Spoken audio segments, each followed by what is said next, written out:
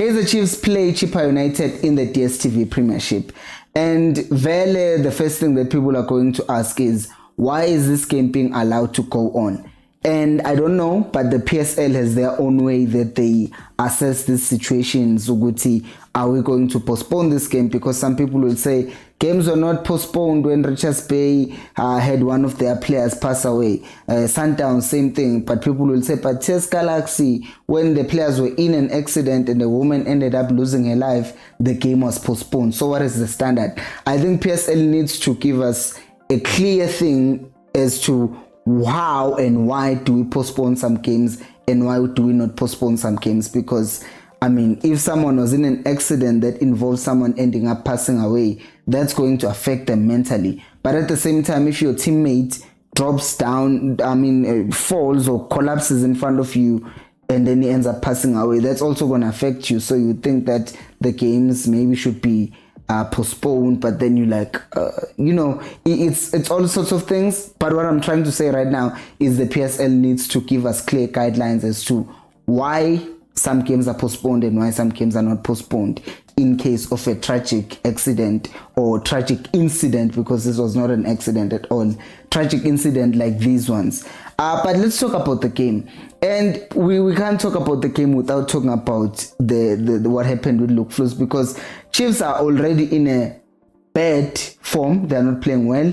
But at the same time, now you are adding the emotional burden of losing someone, a teammate, a colleague, someone who was like just new in the team. But more than that, he looked like he was like a fun guy to be around. And losing a person like that will always affect people. Like we saw videos of him dancing and the guys were just happy. And he was just happy to be with the guys. And now he's gone. And obviously that's going to affect them.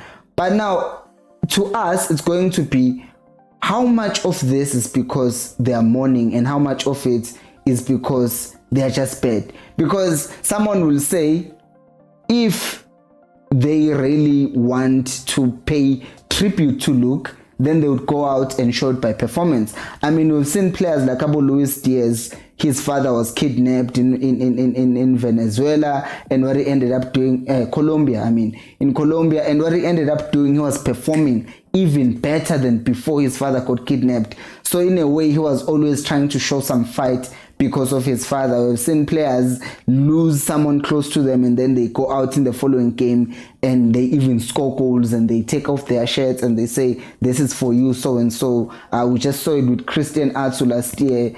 So some players like Abosa and Maximum, when they scored their goals, they were dedicated them to Christian Atsu. So it's going to really be tricky. Is this thing, which is not a thing, is the emotional burden of losing a friend going to push them even further down, or is it going to say, let's go out and do it for Luke? It's really going to be up to them. So that's the emotional part. But the tactical part, what is Kevin Johnson going to do? Because one of the things that he said about after the previous game is that some players will be dropped. And the player that I think he will drop, who is easier to drop for him, is going to be Wandile Duba. And he has done it in the derby. He did drop him after he had scored against Arrows. And now in this game of Chippa United, he even has a reason, because in that first half against Stellenbosch, Wandile Duba did not really play really well. And it's unfortunate because you think about it, there are a lot of players who have not been having good games, but they keep on playing. So now Duba in a 145 minutes, so he doesn't play well. To be fair, even in that other game, he looked a bit shaky, but he was better than most players in the field, although he was shaky. So then you ask yourself, who else is he going to drop? Because Usbong Senimteto did not have a good game in the previous one against Stellenbosch. He lost the ball, I think, 26 times. So is he going to be one of the changes? Ustebe did not really have much of an impact in the previous game. What is he going to do about him? Shanti, same thing, but not over. The communication was horrible. And which is weird, because now you're thinking about Johnson was going to make some changes in the centre back position, maybe because Uhlanti not over, there's something that's not happening between them. So one of them could have been dropped, and then Luke was probably gonna make his debut against Chippa. We never know. But what is happening now with the players that he has? Kunika, is he still going to trust him, despite the fact that Solomon still came on and played a better game as he always does. So that is why, to me, as it stands right now, I know that Umar is not likely to come back in tomorrow's game. It's still Ramadan, he's still fasting. And if they didn't play him in a game that started at 8 and he was breaking his fast at 9, then that means if a game is played at 3, like that's a middle of the day, it's hot, the man hadn't eaten, I don't think he's going to be played in that game either. So in midfield, I would not be surprised if the same midfield that we had still comes back, which is Stebe, Ox, and then in front of them as a number 10, they play Mduduzi Shabalala, because he's had a very good game. He's shown a lot of energy playing in that position. I think if there is anyone to be dropped, the person who's easy to drop, that has been easy to drop for all of these coaches, is going to be Stebe. And that's another change that I could see. Stebe going out and then Castillo coming in, because he also provides an aerial threat. And if you take off Utuba, you bring on Uranga, and then he plays as a number 9. And then because they saw that who's this, Castillo did get at the end of some crosses, then playing him with Ox means you can allow Castillo to go forward and head the balls. That's what Johnson might want to do. And also, since some of the crosses were not finding anyone, if you have Ranga in the box, the thinking might be, let's cross the balls into the box, and you have 2 people who are our aerial threat. But at the same time, you still have Modi, you still have Utupri with their paces, and they still can hurt you in that regard. In our centre back pairing and the right back and the left back, I think those players, he just loves them, and we cannot expect any changes. I do think, though, that even as I'm sitting here saying that there won't be any changes in terms of personnel when it comes to his favorite players, I think that there must be some tweaks, because surely by now, I sometimes say these things and I see the coach doing them and I'm like, yes, it feels like I said it and he heard it and he did it. I'm joking. He doesn't watch this channel. He doesn't, really. He doesn't. I'm saying that I think the coach by now should have seen one thing that I've been saying, and that I wanted you guys to see. Uguti, one main reason I want to pull it up on the screen here and show you.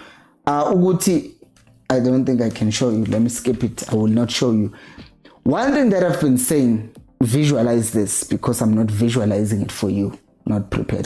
Uguti, Shant doesn't overlap. If you ask him to give you width, he does give you width, but then he can't recover on time. And I said, me personally, I have seen players in the Premier League, like Abo Alexander Zinchenko, like rubbish when it comes to defending, but very good going forward. And it is of my opinion that Oshanti is a good player who just doesn't want to play. And at times, even the legs, it's not even him not wanting to play. The legs are just doing him wrong because he's older now. So, since he's able to play ball, why not invert him into midfield rather than asking him to overlap? And instead of asking him to give us width, then Umodi can be the one who's the wide player, and then Castillo or Ox or whoever or Umtu goes into that space that Umodi would usually be playing in.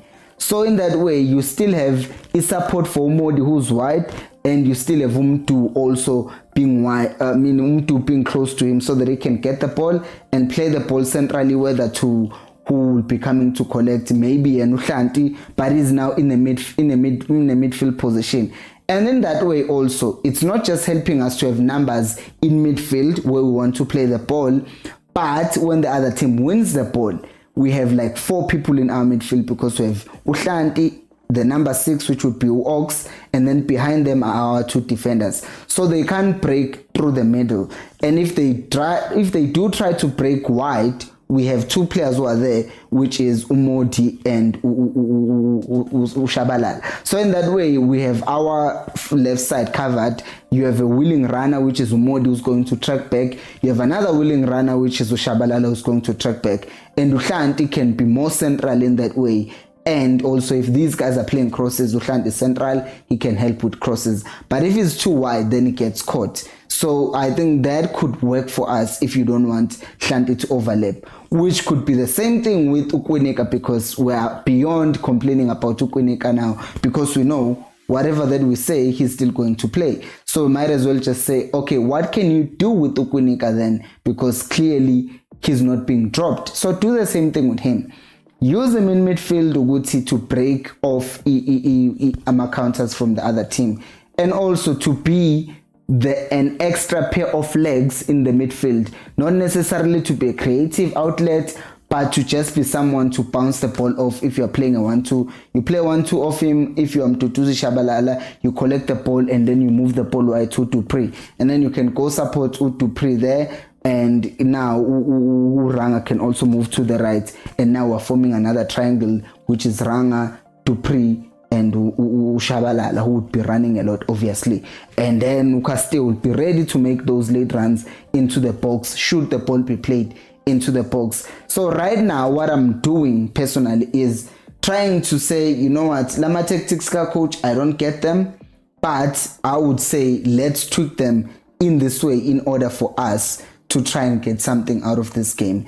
And all I'm hoping for tomorrow's game, I don't want to, if these players watch this channel somehow, to seem like I'm putting pressure on them, but all I want for tomorrow's game, for everyone who's watching who's a Kaizer Chiefs fan, looking and knowing the situation that we're in, I would just appreciate if the players came out and they actually showed some drive, wanting to make the family proud, to see Guti, our son, they are playing, dedicating this victory or this performance to our son. Play with passion for once, and because this is a very serious thing. Someone passing away is a very serious thing, and at the very least, the thing that you can do is just play your hearts out in honor of someone who was seemingly going to be was already a good addition to the team. So I do hope that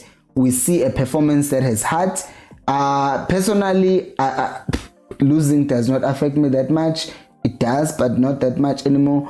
So what I'm hoping for is just a performance, a good performance. And it's sad that I'm saying that because we're playing against Chippa United, a team that is very small compared to Chiefs. So it is what it is. But what do you think about this game of Chippa United? And what are your expectations? What's your score predictions? Let me know down in the comment section below. Thank you so much for watching. And until next time, remember, equals Alpelumoy.